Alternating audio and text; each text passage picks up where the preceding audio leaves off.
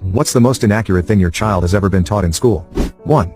My son was in the 4th grade when his science teacher called me, furious that he had been disrespectful in class. I asked her what had happened. She said, I was teaching the students the difference between mammals and fish. I told them that sharks are mammals and whales are fish.